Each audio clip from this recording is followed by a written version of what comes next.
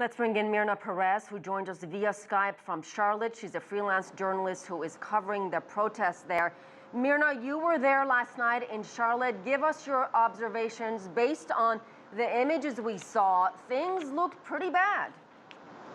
Yeah, things got pretty bad. It started off peaceful, though. It started off, in Marshall Park, 7 p.m.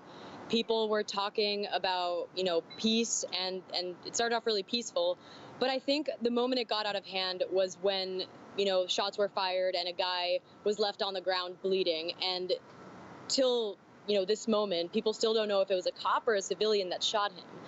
And that's when things kind of got out of control, and the police just started firing a ton of tear gas, flashbangs, and it was an utter mess. And the way that protesters reacted was they started looting all of the stores. I watched them as they, broke into all these stores. They stole anything they could take, sports gear, cigarettes, cigarillos, even airheads. And they also stole a cash register and took all the money from a number of other places, I believe. So some of the stuff that happened last night clearly was criminal. Is it your sense that these people were kind of hanging around the protests, or were they genuinely frustrated by what they've seen happen in Charlotte and all these cities in the U.S., the looting and the vandalism? Of course. And you know what?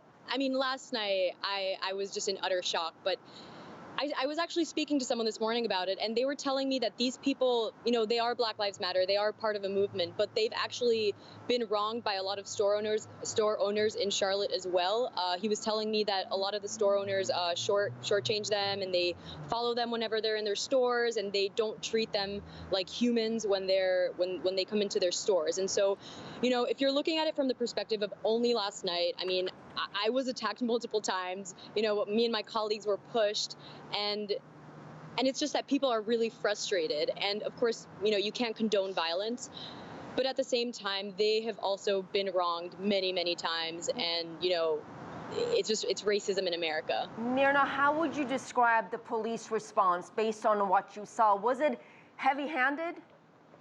It was heavy-handed. I was pretty shocked. Actually, at one point, I saw a police speaking with someone, and now I cover protests, I cover conflict, and I have never seen a police actually speak to a protester.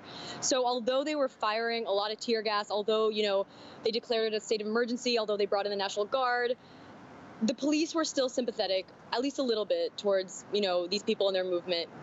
Because, it's Charlotte, this isn't a rowdy city. It's a very calm and serene city. I went to school a couple, hours from here. And yeah, I think the police were a bit brutal in the beginning, but I think as things progressed and, the protesters started asking the police more questions as opposed to being so aggressive with them, there were points where there was dialogue, and that was really nice to see. Two very different accounts about what happened to 43-year-old Keith Lamont Scott before he was shot to death by police on Tuesday. Police say Mr. Scott was holding a handgun when he stepped out of his car. Police say, his family rather, says that he was actually holding a book. They say they did not find a book, but they did find a gun. So will we really have any clarity, and will these protests continue until the crowd or the protesters feel they have the answer they need? A couple different questions. So about the clarity of the story, I'm not sure. This kind of stuff usually is very fuzzy and gray. I know that the cops told the family that they were going to show them the footage probably later on today if they felt that there was a need for it. Again, they can decide that there is no need for it if they want, or that there is. You never know. But I think that in the next coming days, the protests are probably going to be heating up, because yesterday they weren't as organized. There was a lot of dispersals and people kind of just doing their own thing, different factions, different groups. And the police also were not as organized until, like 2 or 3 a.m. when it got really heavy. There was just one major police line, but I think that tonight, given the severity of the situation last night, circa 2 or 3 a.m., I think that the police are probably going to be organizing more. And I've also heard from a couple activists that Friday is going to be a big day. All right, Myrna Perez, thank you so much for talking to us. Thank you so much.